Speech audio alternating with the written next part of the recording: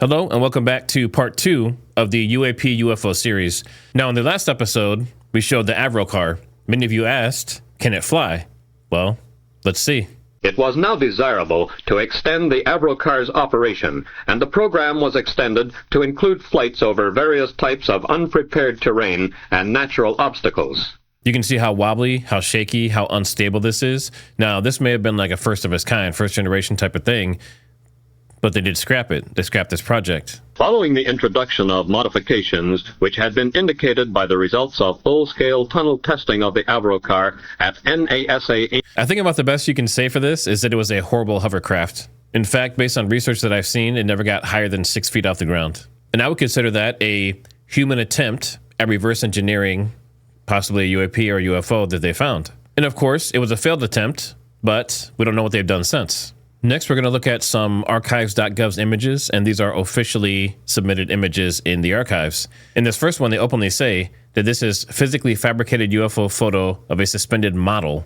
So they're acknowledging that this one is not real. So if you look at this looks similar to basically almost every photo that ever came out before like 1970, right? You have your typical saucer up in the air. It just happens to be suspended over, either trees or some kind of like home or church or whatever this may be. This one is 100% fake. And we have this one here. This one is also fabricated. This one is fake. They suspend it, they create it. They may be balloons. We don't know exactly how they did it, but this one was purposefully made to try to create a hoax. So think about someone who's in a helicopter or an airplane, and you look over to the side and you see this. There's a pretty good chance you could think that it's real, but this one is proven to be fake. But then we have other ones like this. This is Heflin's truck, and there's a picture of a UFO, some kind of unidentified flying object, not necessarily saying it's an alien craft, but there's something there. And back then, as far as we know, things like that did not exist. So that's also very interesting. What does that look like? Looks like a wine bottle on the back of a goose or something. I'm not sure exactly what that is. And then we have some really interesting ones like this. This is a picture of the moon on the right and then something on the left. And if you know anything about photography, you know that the longer your shutter is open, the more blur and stuff you get. And they use that a lot for photography of water, for like Niagara Falls and stuff like that. But in this case, the moon is blown out, but there's something that was also in the sky that seems closer than the moon that is blurry. And going more through the archive, you see stuff like this one. This one, to me, looks extremely fake, but they don't mark this one as being fake or manufactured. So that's also extremely interesting because that one, to me, looks like you would see in like the old style movies, the old UFO movies. And you have items like this. This one here looks like it's maybe turning or going on a 45-degree angle up towards the atmosphere. But that one also was not marked as being man-made. And you can see there's like a double exposure type of thing going on here. So could that be part of that? I don't know. But that's how they made a lot of these hoaxes back then, is they would use multiple layers. Here's another one they couldn't identify. And if you look at it, looks just like the rest. Looks like a saucer shape. And it's, kind of at that 45-degree angle. The commonality between all of them is really what gets my attention, because there were some that were obviously man-made and they said were hoaxes and they were proven. But then there's ones like this that are photographed by people and they're open to the idea that maybe this is a UAP. So we have some cases like this one.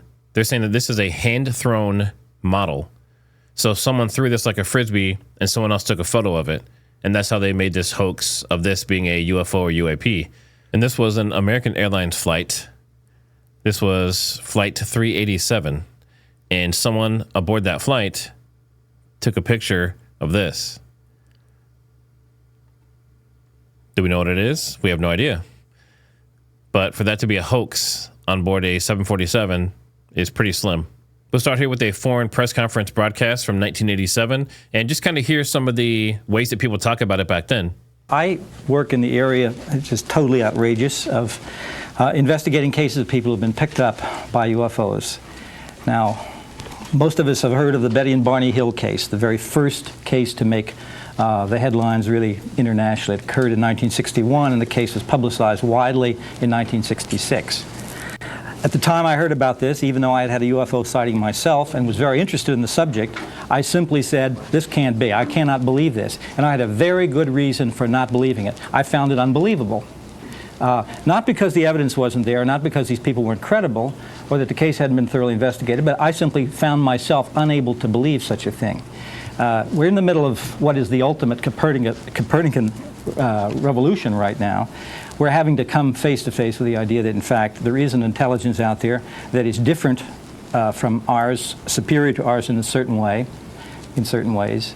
The cases that I have looked into, and I have dealt over 12 years with 140 some different people who have been abducted. Of that 140, about 5 have allowed their names to be used. So I just want to point this out here really quick. Back then, apparently back in the 60s and 70s, maybe the 80s, the aliens really like to abduct people. They really like to take them and probe them and do other things with them, maybe breed them. We've heard about these breeding programs supposedly from Matt Gaetz. But what's interesting is you don't really hear that anymore. When's the last time you heard somebody come out and say a UFO picked them up and did something to them and then dropped them back off conveniently? There is a tremendous hesitancy, a tremendous desire to hide from the people like you who would like to talk to these people, because there's a sense of shame connected with it, a sense of being involved in something that the abductee himself or herself believes is almost unbelievable. It's a very emotionally rending story. These people come, though, from every walk of life. 3 of them hold PhD degrees. 5 of them are psychotherapists. 1 is a microbiologist at a New York City hospital. 2 are police officers, 1 a New York City police officer, and so forth, a museum curator. These are people who we could interchange with all of you sitting right here, and there would be no apparent difference in the way people look and act. So that's interesting. You're saying it's everyday people. It's not some crazies out in the middle of nowhere. It's not drug addicts. It's not people with mental health issues. So that is of note. That's something that you should definitely take into account overall when you're looking at this information. Another interesting thing about this is not just the U.S. This is worldwide, okay? I'm not sure. He had an accident a couple of weeks ago, which made it difficult for him to walk. But there's a paper in the proceedings here by Kanishk Nathan, who has recited events in India. However, since you ask about the Soviet Union, there have been reports from the Soviet Union. In 1976 or 77, a report surfaced here in the United States, written by a man by the name of Gendilis and another one whose name escapes me at the moment, which was a statistical study of reports in the 66 to 67 time frame in the Soviet Union. 250 reports. I might add that I believe it was, let's see, 1987, I believe it was 2 years ago that an incident in Gorky evidently was so convincing that the Soviet government allowed an announcement to be made that they were setting up a special UFO investigating group. So this goes to show you this is not limited to the U.S. I hear everyone that says, I hear you, I see you. You say that this is just a hoax, they're making this up. Elizondo and those guys who went to Congress, everyone's saying that they made this all up, it's a psyop. Okay, great. Russia's doing it too, apparently. So is India. Apparently China. Are they all in on it together? It could be part of like the New World Order or something similar, but especially back then, back in the 1980s, what's the chance that they would be on the same page with us? But back during this time period, for them to say that means that there are separate incidences in separate countries and they're dealing with it in their own way. It doesn't seem like they're working together on this. Real quick, make sure you guys hit that like and subscribe if you're not already subscribed. There's going to be a lot more parts of this series, as well as other investigatory stuff and, of course, firearms content. Let's get back to it. Now, this next piece I want to show you, this is one of the more famous sphere type of UFOs, UAPs, and this is over Mount Etna. And I believe this was also during a volcanic eruption. This is very interesting because during this time period, this would be more like a study type of situation. Maybe they're coming here to study what's going on, or maybe they want to see how they can harness the power and the energy of these, because volcanic explosions are basically the most powerful thing on this planet. So what we're seeing here is Mount Etna still erupting closer up. And then we're going to see them actually zoom in. And they're going to see this sphere-like UAP. Oh, there it is. You see it? Going across the screen from left to right.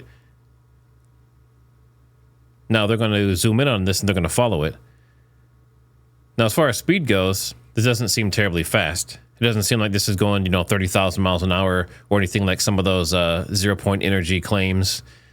but it is definitely just kind of hanging out, hovering along. And to some people, they would say this is just a balloon, right? Like a weather balloon or something. But you're going to see here in a second, they're going to zoom in closer on it. And it's definitely moving faster than a balloon. It has more control. It's more stable.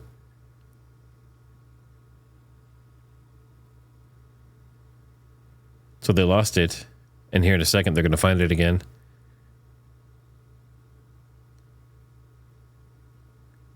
Now, it would take some major wind to make a balloon move that fast. And it's changing elevation. It's going up and down.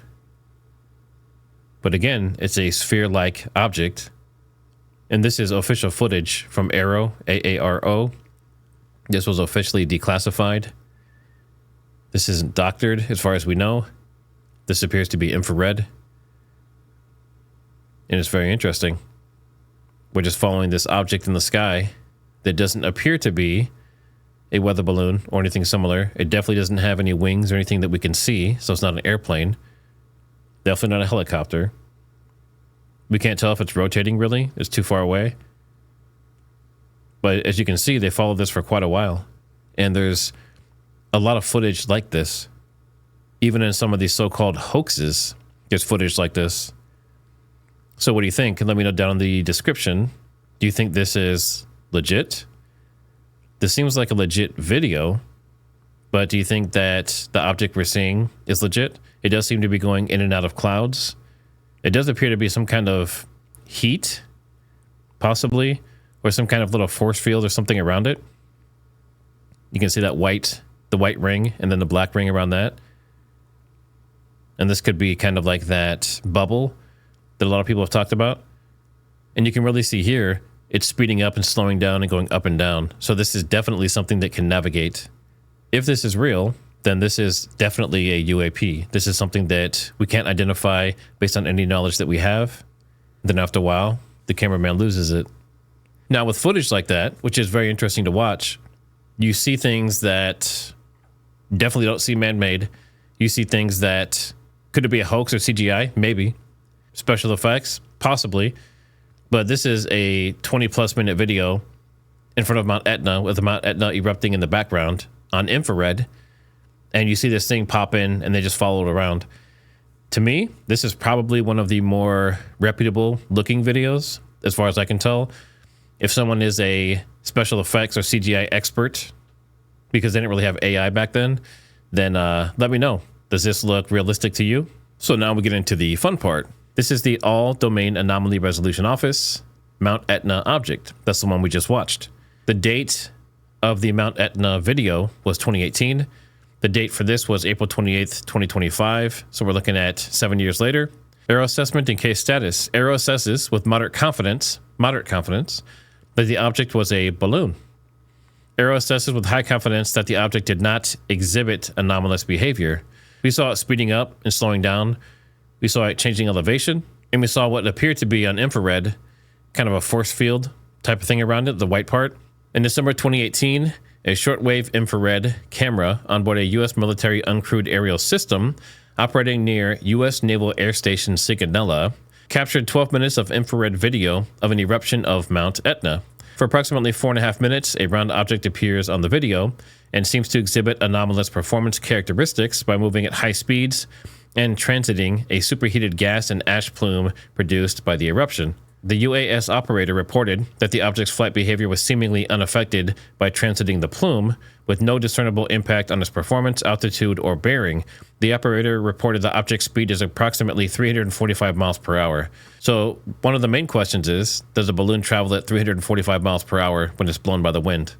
And also, they said that when it went near the plume, which has a lot of pressure and a lot of heat, there was no discernible impact on its performance, altitude, or bearing. So this balloon, they call it, was not affected by the heat and all the pressure and the rising gas from Mount Etna. So what does AARO say? Optical effects, turbulent atmospheric conditions, and limitations in sensor capability distorted the object's apparent behavior, leading to inaccurate details assessment of its performance characteristics. So basically they're saying that something happened and made you think you saw that. The object did not exhibit anomalous speed or other behavior exceeding known state-of-the-art performance characteristics. It did not pass through the volcano's ash plume. Okay, so say it didn't. It still traveled at 345 miles per hour. Is that normal for a balloon in the atmosphere that's just being blown by the wind? AARO assessed the object speed was approximately 24 miles per hour, moving generally west to east, consistent with speed and wind direction. So they're saying it was just blowing in the wind, right? So as this thing's struggling to keep up with it, panning across the screen, that was only 24 miles per hour. I think most people can walk 24 miles per hour. Obviously, I'm kidding, but you get the picture. Just said the UAS platform's relative motion made the object appear to move at high speeds. AARO estimated the object's distance from the UAS platform by comparing its speed, the cloud deck's apparent motion, and the wind speed to plot its trajectory. And they got fancy. AARO applied comprehensive full motion video analysis, 3D modeling, pixel examination, and wind speed calculations to assess that the object was much closer to the sensor than initially reported. It says the object was approximately 106 miles away from the plume during the recording. And this is a little diagram. So the balloon flight path that we see in this video was going across this way. And we have the UAV was coming in here and filming it as it went across. So let's see what they say. This is when you first see the balloon kind of appear. It looks kind of white, right? And then they keep enhancing or keep zooming in, and you end up basically with this dark looking sphere with a bright light on the side. And they're saying that this is a balloon. And then they show the location of it. And you can see that it does not appear to be going directly through this plume here, according to them. And as you can see here, this doesn't look like a... What kind of balloon would this be? This is a typical weather balloon. Look at some images here. Very round, but it typically has a parachute. And it also has these weather instruments, right? Do we see this in that image? Now, they didn't say it was a weather balloon, but that would be my first thought. So looking at this one here, you see the weather balloon, you see some things attached, and you see some instrumentation. That's what you would typically expect. And you can see that it's also not a perfect round sphere, and it's white. Some other weather balloons were clear, but as you can see as we scroll through here, the majority of them are white. Now keep in mind this is infrared, but does this look like a weather balloon to you? And based on the size and how big the plume is and how big Mount Etna is, does this appear to be a typical balloon you would blow up for like a kid's birthday party? So what kind of balloon is this? It's not a hot air balloon. There's no basket. If it was a weather balloon, it'd have instrumentation and a parachute. Now, I do appreciate that they added this piece, the alternative hypothesis, anomalous performance characteristics. And AARO Partners' initial assessment suggested that the object may have moved at up to 3,400 miles per hour and that it transited to the volcano's ash plume. AARO and its other partners do not concur with these findings. AARO's pixel examination analysis determined that the object was much nearer to the sensor than initial estimates. So now someone else looking at this, a third party, or maybe a fourth party, depending how you look at it, they said that they saw anomalous behavior in up to 3,400 miles per hour. That would be more consistent with other sightings and things that we've seen and heard about when it comes to these UAPs. And then, of course, just because they added something about it possibly being a bird. Clearly not a bird. But looking at the synopsis, we have the altitude that was reported was 500 feet. They say it was 15,000 feet. The speed reported was 345. They say it's 24. And the initial report said the shape was round, and they say it's spherical, basically the same thing. The reporter was a U.S. military UAS operator, so it's a human being. It was infrared type. And the reported behavior was an object moving at high speeds through Mount Etna's ash plume. That's from the operator. Now remember that the third party person or the fourth party person also saw a high speed something anomalous moving across Mount Etna at 3,400 miles per hour. Now the assessed behavior from AARO is that the object did not demonstrate anomalous performance characteristics. Confidence. Moderate confidence, the object was a balloon. High confidence, the object did not demonstrate anomalous performance characteristics. You can see how far they go to try and make this something very common, very everyday. And that's what they should do, right? They should try to rule everything out, every possibility, because if this is going to be an actual UAP or UFO, they want to make sure they've exhausted every possibility, use every scientific instrument, algorithm, and everything else they have at their disposal. But we're going to see that there are some of these where they go through this entire assessment and they still can't explain it. So what say you? Was this a UAP moving at up to 3,400 miles per hour, like some people were saying here in this report? Or is this just a balloon? just blowing by casually across Mount Etna as it's erupting. This next interview is of Glenn Dennis. This was in 1990, and this guy was a coroner. So he saw dead bodies, he dealt with them, and his account of what he was asked to do and the information that they contacted him about, to me, is very intriguing. Okay, the way I became involved in this was started out in the early afternoon, around probably 1:30 in the afternoon, and I received a telephone call from the mortuary officer out at the Walker Air Force Base, Army Airfield Base, and he was inquiring about what would be the smallest possible casket that we could get that would be hermetically sealed. That's a red flag right there. So the Air Force Base, the military base, contacted him, and he works with the mortuary, and they asked him for the smallest casket that would remain completely sealed.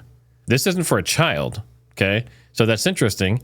Something the size of a small child, or maybe smaller, is what they're looking for. Let's keep going. At that time, I know that we had used like the 4 feet and caskets. We had used those before, but I thought they also made them in a 3/6. But he wanted to know if we had any in stock, and I said no, but if I can make a call to Amarillo, I can have them in, by 7 o'clock the next morning on the truck. So he said, I'll get back to you. That was the first contact that I had with the base. And then what? Then he called back, probably 45 minutes or so later.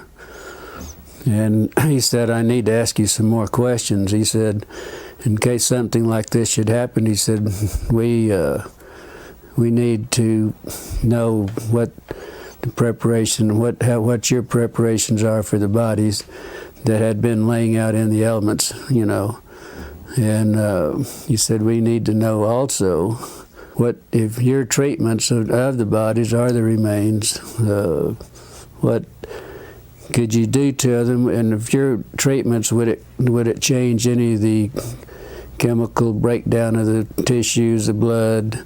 Would it make a difference? What? So let me get this straight. The military is asking him on the phone, a mortician, can you preserve these bodies? Do you have a casket or something that's small enough? Do you have a package or a container, something you can put it in so it's sealed? And can you also preserve it without destroying the tissues? That's not typically something you would ask if you were asking about humans, because we already know how to do all of that. So this to me, obviously not 100% confirmed, but this to me would say there is something non-human that is small that has been, they said, also been sitting outside, right? A couple bodies had been sitting outside and exposed to the elements, and they want to preserve them. I said, I thought probably it would.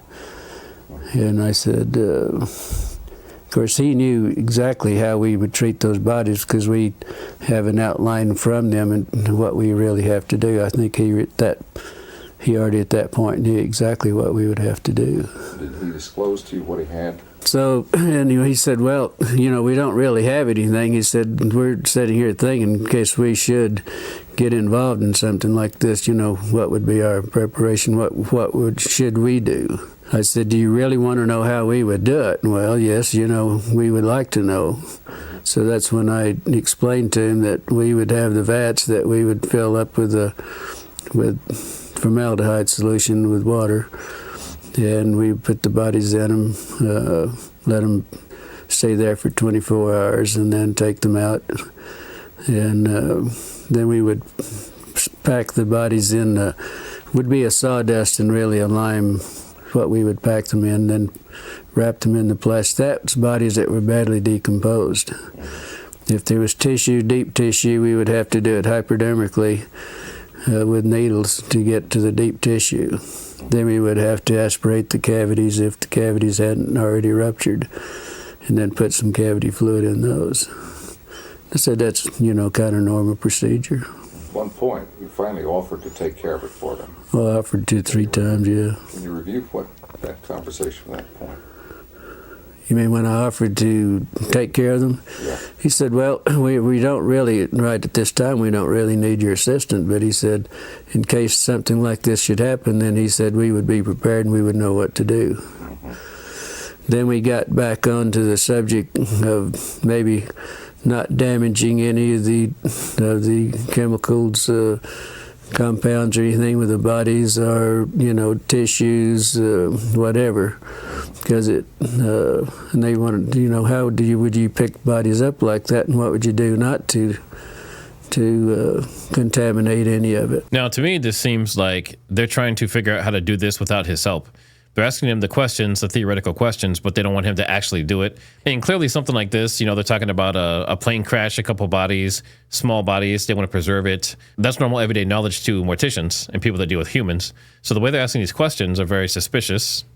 The fact that they're asking him every detail, but they don't want him to do it, right? Like, this is all starting to add up to, like, they have bodies there that aren't human, and they want to preserve them. That's what it sounds like to me. Well, I thought maybe what happened, they might have had a VIP or, some officer and something that happened. They didn't want, wanted to keep it quiet, and they probably wanted to do it themselves, not be involved with the civilian businesses or anything. Well, I didn't go out to the base. Yeah, I was curious, but I didn't go out to the base, and probably a couple hours later, then I'd got an emergency call. There was an airman that was injured in an accident. And I took the airman to the base. He rode in the ambulance with me, and I took him out to the emergency room. And that's the way I became really involved out the base. I didn't go out just because I was curious. Give me the sequence from the time you picked up the airman and just describe to me. Well, when I got the call, I left the funeral home, and the ambulance went to the scene of the accident, picked the airman up. I did not place him on a stretcher because he had a head injury in the nose. I think his nose was fractured. So I did some minor first aid, and then he sat in the front seat with me all the way to the base. When we got to the base, then he walked into the emergency room. I didn't have to take him in. They didn't bring out a gurney or anything. He just walked in on his own. Then I never did see him after that. Then I had this friend that I wanted to talk to and see. This is the lieutenant nurse that I knew quite well, that had only been there only been commissioned and been out to sign. This was her first assignment out to the air base. And I wanted to talk to her, and so I was going down the hall. First thing, the lieutenant that I wanted to see was coming out of one room, going across the hall to the other. And she noticed it with me. She said, "How did you get in here, and what are you doing in here?" And she said, "You better get out in a hurry." She said, "You're going to get in a lot of trouble." She said, "Would you please leave and get out of here in a hurry?" And then I turned around, and she went on into the other room. Then in about the time I turned around, there was another officer said, "Hey, wait a minute." And I said, "Looks like you had a crash." He said, "I see there's some, in the ambulances out there, I see a lot of wreckage." And I said, "Where was the crash?" And he said, "There wasn't any crash." And he said, "Just wait a minute." And then he said, "Wait a minute." And I stood there for a minute, and he turned around, and evidently he must have waited for somebody else to come out, because there was another officer coming out. And he said, "This man says there was a crash out at the base." He said he wanted to know he was inquiring about our crash. And this was when I encountered, he was a red-headed officer, and very nasty. So clearly this screams cover-up, right? This is a situation where they already contacted him. They already tipped him off. They already implied they had a crash. They already implied there were bodies. They wanted to hermetically seal these bodies in caskets or some kind of container. They wanted to preserve them without damaging their biological structure. And they were asking him detailed questions on how to do all this. Then, later on, he goes out to the base, and he's taking another soldier up there who was injured. And while he's there, he asks about the crash. And now he's being basically threatened or intimidated that there was no crash, nothing happened, nothing to see here. He did not see any crash. There was not any crash. And he said, you get the hell out of here, and you didn't see anything, and you don't talk to anybody. He said, you're going to get in a hell of a lot of trouble. And I said, look, I'm a civilian, there isn't a damn thing you can do to me about it. He said, no, but somebody might be picking your bones out of the sand. That's when he made the remark there. Then there was a black sergeant that was standing beside him. And he said, yeah, but he would make better dog food for our dogs. Of course, I didn't understand that, but my father happened to be an old trapper and for a hobby and everything. And I said, my father uses guys like you for bait in these coyote traps. Yeah, you have to love the old school back and forth when they're trying to insult each other. But, I mean, the real takeaway from this is he was threatened. His life was threatened if he said anything. And we've seen similar. We heard the same thing from the guys that went to Congress. And then there was two MPs that joined me right on, took me outside, and each holding me by my elbows, and they escorted me out to back to the ambulance and followed me all the way back to the funeral home. Now, as you were entering the hospital, you saw something. Yeah, because usually where I parked, there was 3 field ambulances parked in the area where I usually park, where we back up to the ramps. So I just pulled up to the side in front of those and parked out in the front, and the airman and I got out and walked in. When I got up, went up the steps and up the ramp, and I was walking, going into the emergency room, I noticed that the doors were open, but what was odd about it, there was an MP standing beside each one of the vehicles in the back, just standing there. And the doors were open. Naturally, I was curious, and, I just happened to look in. That's when I saw some debris that looked like parts of a plane or something that they hadn't had a crash. Because I've seen them do this a lot of times, bring in pieces and the old ambulances in. Can you describe the debris? Yeah, I noticed in 2 of the ambulances there was some debris that was probably 2.5 to 3 feet, long and probably high, that was propped up on the side of the ambulance there. They were kind of in the shape of maybe like a half a canoe. They were like the front part of a canoe. But, it looked like it might be aluminum, but it looked more like the metal looked more like stainless steel that had been heated. It was blue, kind of a bluish tint to it. But what was odd about it, it looked like around the curved part in the front of the canoe, there was some designs or something. It kind of reminded me of maybe some Egyptian signs or whatever. And that is something that we hear a lot. When people have these sightings, there's many times where they say there's like hieroglyphs or some kind of symbolism. And a lot of times they say ancient Egypt or something similar. Some have also said maybe it had something to do with Atlantis, still functioning, still a full society under the ocean. And they're coming up in these UAPs and they're visiting. Now, to me, this gentleman doesn't seem like he's lying. He seems like he's actually recalling the information that he's saying. Anyone can lie. Anyone can be part of a hoax. They can make this whole story up for attention. But I don't get that vibe from him. So I'll give him the benefit of the doubt and that he believes what he's saying. And it was probably about 3 inches in high, and probably the length of what the wreckage I saw, it looked like it was the length. And the same thing was in the other ambulance too. I mean, I saw practically the same thing. Pieces that were practically the same size, and the insignias looked like whatever that might be was part of the wreckage. How did your friend feel about what she saw? Well, I didn't know really until the next day. And I called out. I kept trying to get a hold of her because naturally I was curious and I wanted to know what was going on. And so I called out the next day, and then probably around 11:30, she said, I know you've been trying to get a hold of me, but I haven't been available. And she said, why don't you meet me at the officers club? If you have time, meet at the officers club and we'll have lunch, and I want to talk to you. The funeral home we had at that time, we had some of the businesses there had an associate membership to the officers club. And our funeral home had that membership, and also had a card to identify myself and what business that I was, associated with. So I had no problem. One time I'd go to base, all I had to do, a lot of times if it was in the evening, I'd have to stop and sign the visitors and get a visitor's pass and then turn it in when I left. But it was no problem going out there. So I went on out and met her. Beg your pardon? Tell me about lunch. Well, we, both ordered. I'm not sure, remember what we ordered, but... Now, I don't know if this is a nervous habit of his, but if you watch his arm and his fingers, he's constantly twitching and moving around a bunch. And this is common if someone's recalling something and they're uncomfortable talking about it. It's a light lunch, but she was so upset. She looked like she's, in shock is what she really talked like and looked like.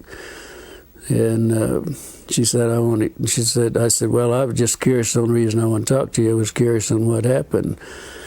And she said, well, you won't believe it. And she says, I don't believe it either. But she said, I got in a lot of trouble on this thing. I'm not real sure about this. But she said, then she pulled out of a little purse or little pocketbook, whatever she had there.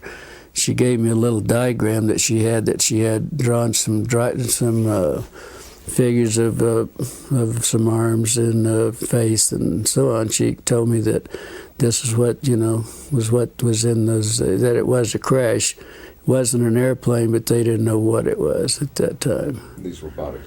Yeah, but she said we have 3 bodies. That there was 3 bodies. She said 2 of them were very mutilated. One looked like it might have walked out, or that it, might have lived a little while. And she explained they were like 3.5 feet to 4 feet tall. 2 of the bodies were you couldn't identify much because they were practically destroyed, and it looked like maybe that they might have been a predatory animal or something might have been doing some damage on the bodies too. So we may have had some animals, some coyotes or wolves or something similar, eating these bodies. So we might have some mutated animals running around that have different genes. Maybe that's how the zombie apocalypse begins. Well, she said that you had, and in the little drawings that I had, the way she explained it and the way she drew it, that the heads were somewhat larger than a human heads. The hands were long, no thumbs. It was just the long, very delicate fingers at the end of on the underside at the tip of each finger was a pad-like, maybe a little pad, but it looked like the skin had maybe a little suction, like the little suction cups on those. On the, no fingernails on the hands. The head, the lips were just a long, narrow, more or less, not full lips like we would have in most of our people, but very fine line, very fine lips. There was no teeth. That was the inside of the mouth. It was kind of like a real gums. Maybe it was. She said to explain it. It was almost as hard as if it was rawhide. Maybe at that. The ears. There was only 2 small orifices on each side of the head with looked like a couple of small lobes that might, some way that might cover both of those, but there was not a protruding ear. And also that the nose, there was only 2 small orifices in the nose. There was really no nose that was convex. It was all just flush with the face. Now, that's a very detailed description. Obviously, this is from the woman's account telling him, but it does sound like just about every single picture we've seen of an alien, right? When you hear traditional alien, you think big head, skinny body. A lot of times, though, they're very tall. They're very tall, slender. This case, they're saying they're like 3.5 feet tall, which is, pretty small. We don't know how big the wreckage was. It's very interesting that this seems to align with the Hollywood depictions and things of aliens, which makes you wonder, did they model that imagery off of something they saw? Or did they come up with that on their own, and it just happens to coincide with some of these sightings and things that people are seeing? Then the mortuary officer, what would you do if you had to ship one out? and but you couldn't do anything to it. I mean, that you couldn't, do any treatments. I mean, what would you do? I said the only thing you could do that I would suggest, that first thing, if you have a problem, don't want to destroy any of the tissue, any blood cells, anything that you don't want to destroy, I would suggest that you contact a pathologist. And I said, I'm sure the Army Airfield, I mean, somebody's got some pathologists around. I didn't know that they had one in Roswell, but I said, if I were you, I'd call a pathologist and ask him how he would like to have it done, or whatever you're going to do, or whatever it is. You better do what the pathologist, because he's the one that's going to do the autopsy and make the reports. But I said, the only thing I know you could do is just go to Cloudy's Dairy or Sunset Creamery, we had 2 at the time, and buy all the dry ice you can and pack them in dry ice, if that's possible. And that's what I suggest that they do. So now, to me, these interviews like this are very important, because this is over different time periods. This is way back then, before things got much more intense in Congress, and before there was like this initial disclosure of these declassified files. So this was before it was cool to talk about UAPs and UFOs. This is when everything had a lot of stigma around it, and these people were ahead of their time coming out and giving their stories. Now, this particular gentleman, I feel like he is telling the truth based on what I see. So now it's your turn. Let me know your thoughts. Based on the imagery, the interview, and some of the stuff we looked at, do you think there's any credibility to some of this stuff, or do you think that people are right? This was just a psyop that was just thrown together. There's definitely some things that can't be explained necessarily, and even if these were hoaxes, they're pretty elaborate, right? And we'd have to look at CGI and stuff like that as well to make this look more realistic. So the fact that the military is putting this out makes a lot of people skeptical. But before that, when the military wasn't putting it out, and it was just regular everyday people, everyday citizens putting it out, they were skeptical too. So at what point do you start bringing stuff together and saying, hey, there may be something to this? Might not know what, but something. And as always, don't forget to like, subscribe, and share this around. And there are ways to support the channel down in the description. And of course, come back for part 3.